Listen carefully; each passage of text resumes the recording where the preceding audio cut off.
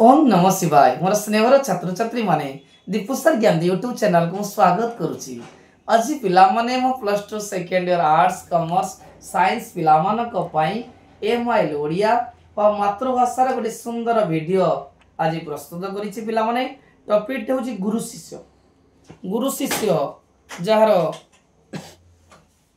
कवि होउचंती स्वाव कवि गंगाधर मेहर एवं ए गुरु शिष्यर समस्त एमसीक्यू क्वेश्चन पिला माने फाइनल परीक्षा आसो केवल एमसीक्यू क्वेश्चन।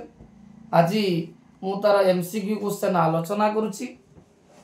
परवर्ती वीडियो रे मु विषय विषय आलोचना करी। एबे पिला माने हमें गोटिए एमसीक्यू क्वेश्चन आलोचना करिबा।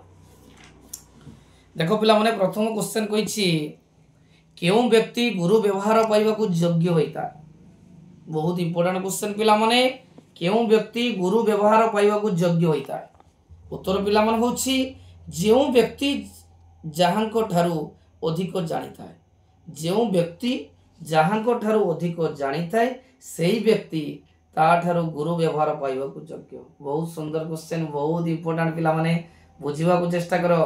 केउ व्यक्ति गुरु व्यवहार पाइबा को योग्य होइता है ना जेउ व्यक्ति जहांको ठारू अधिक जानिता है। आमे जो ज्ञान पाइछे, आमे जो गुरु को पाखुर आमे ज्ञान पाइछु, तांको आशीर्वाद पाइछु, से होचंती हमर प्रकृत गुरु।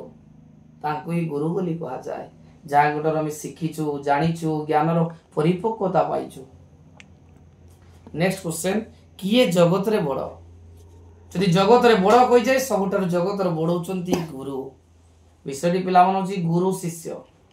कवि किए ना स्वाव कवि गंगाधर मेहर। नेक्स्ट क्वेश्चन, गुरु निजको कौन बोली गणना करती? जो प्रत्येक गुरु निजको कौन बोली मन करती ना शिष्य भावे गणना करती। आज छुआ जे शिष्य थी किसी दिन बड़ हो सारा पर सी भी गुरु हो। तेणु गुरु निजको शिष्य भावे गणना करती कारण समस्त जानिबार आग्रह थाए। जेते पाठ जेते पढ़िले भी केबे सरेनी।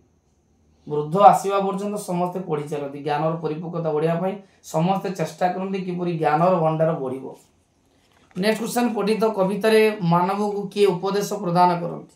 अनंत जगत गुरु वेश धारण करी मानव को उपदेश प्रदान करती। क्वेश्चन पिला माने कहिजे पठित कवितार मानव को किए उपदेश प्रदान करती? अनंत जगत गुरु वेश धारण करी मानव को उपदेश प्रदान करती। नेक्स्ट क्वेश्चन, गुरु कहा को सर्वदा उपदेश देता ना मानव। ये जो गुरु श्रेष्ठ गुरु सबुले मानव को उपदेश देता। गुरु वेश किए धारण करती ना अनंत जगत।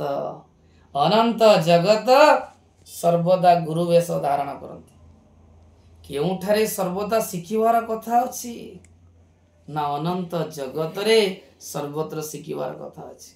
आमे जो धरा पृष्ठ रे रहिचु से धरापृष्ठ रे सबुले शिखिबार कथा अछि। ज्ञानी माने किपरि शिक्षा लाभ करती? बहुत इंपोर्टेंट क्वेश्चन। ज्ञानी माने किपरि शिक्षा लाभ करती ना ज्ञानी माने मथा नत करी शिक्षा लाभ करती। नेक्स्ट क्वेश्चन, केउ दिन ठारू मानव जाति शिक्षा अविरत अर्जन करी चलीछि ना मानव जाति तार जन्म समय। मानव जाति तार जन्म समय शिक्षा अविरत अर्जन करी चलीछि। जन्मरू आरंभ करी मृत्यु पर्यंत सबुले मनुष्य शिक्षा लाभ करी थाए। मानवर शिक्षा करिवार धारा केउ समय पर्यंत अव्याहित रुए ना मानव पृथ्वी लोप पाइबा पर्यंत। शिक्षा आरंभ हुए कौटू ना जन्म ठारू शिक्षा आरंभ होइताय शेष हुए कौटू ना मानव पृथ्वी लोप न पाइबा पर्यंत तार शिक्षा अर्जन अव्याहित रहिता। मनीष केतबेले ज्ञान नष्ट हुए? मनीषर केतबेले ज्ञान नष्ट हुए ना मनीष मनरे गुरु गौरव भावना पोषण करी गर्व कले। जे मनीष मनरे गुरु गौरवर भावना करी गर्व कले, गर्व करिबो माने तार ज्ञान नष्ट हो। कवि कहिसंती गर्व जेतबेले करिवो तार ज्ञान नष्ट होई जिवो। योग्यतम गुरु काहा को कहंती? जे निरंतर निजको शिष्य भावरे गणना करे से योग्यतम गुरु होता है। बहुत इंपोर्टेंट क्वेश्चन पिला माने परीक्षा रे आसीबा सुनिश्चित। बहुत इंपोर्टेंट, योग्यतम गुरु कहा कहती ना जे निरंतर निजको शिष्य भाव रे गणना करे। जे गुरु सी भाव जे मुझे सब जाणीगली मु पंडित मु श्रेष्ठ ना सी गोटे शिष्य जो शिष्य भाव में जो गणना कर श्रेष्ठ हम निजे निजको क्यों रूपे गणना करवा उचित निजे निजको निरंतर शिष्य रूपे गणना करवा उचित। नेक्स्ट क्वेश्चन क्यों व्यक्ति को आम गुरु भाव विवेचना करवा ना जो व्यक्ति आम ठार अधिक जानती जी आम ठार अधिक ज्ञानी होता है। बहुत सिंपल क्वेश्चन छुआ आम क्या गुरु बोली भाविबा ना जे व्यक्ति आम ठार अधिक जानी जहाँ पाखे ज्ञानर परिपक्वता अधिक थाए से ज्ञानी आम ताको गुरु बोली कहवा। ए जगत रे थिबा गुरु मानक विषय कविता रे कोन कहा जायछि ए जगत रे ता ठारु बड़ गुरु माने अछंती कविता रे कहा जायछि ए जगत रे ता ठारु बड़ सबठारु बड़ किए गुरु। ज्ञानी जगत रे आमे जहाँ देखु सेतरे केउ कथा रहिता है पिला मन देखो आमे जहाँ भी देखु सेतरे कि शिखिबार शिक्षा लाभ करिवार थाए तार अर्थ होउछि जे जगत रे आमे जहाँ देखु से अनेक शिखिबार कथा रही है। नेक्स्ट क्वेश्चन ज्ञानी केउठारो मथा नत करी शिक्षा लाभ करिता है ज्ञानी ए जगतर विभिन्न वस्तु ठारू मथा नत करी शिक्षा लाभ करिता है ज्ञानी ए जगतर विभिन्न वस्तु ठारू मथा नत करी शिक्षा लाभ करिता है। गुरु शिष्य कवितार कवि किए पिला मन देखो गुरु शिष्य कवितार कवि होउचंती स्वभाव कवि गंगाधर मेहर। अनंत जगत क्यों वेश धारण करिता है जो अनंत जगत गुरु वेश धारण करिता है अनंत जगत कौन धारण करता है ना गुरु वेश। यज्ञतम गुरु ठारे क्यों लक्षण प्रकाश पाइता है बहुत इंपोर्टेंट क्वेश्चन पिला मन देखो यज्ञतम गुरु निजको गुरु भाव में विवेचना करि नथांती जे प्रकृत रे गुरु गुरु श्रेष्ठ से केबे निजको गुरु बोली भावेनी से निजको शिष्य बोली परिचय देता है निजको शिष्य बोली मन करी शिक्षा लाभ करिता है।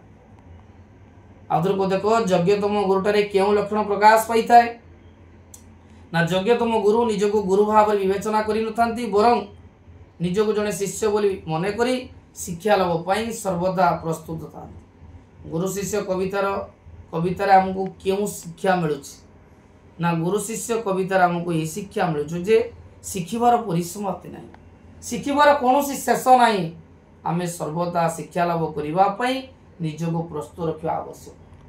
पिला मन रखता जे कवितार आमको कौन शिक्षा मिलुछि ना आमको यही शिक्षा मिलुछि शिखिबार समाप्ति नहीं जते शिखिबो आहुरी ज्ञान बढ़िबो एवं सर्वदा शिक्षा लाभ करिया पई प्रस्तुत रहबा दरकार।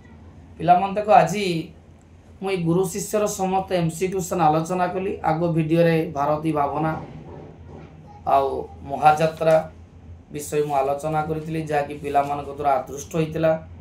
आज मध्य मु गुरु शिष्य आलोचना कली तीनोटी विषय परीक्षा रे पिला माने 5 मार्क आसी जदि पिला माने वीडियोटी भल लगी निहाती लाइक करिवो चैनल को सब्सक्राइब करिवो और सांग मान को शेयर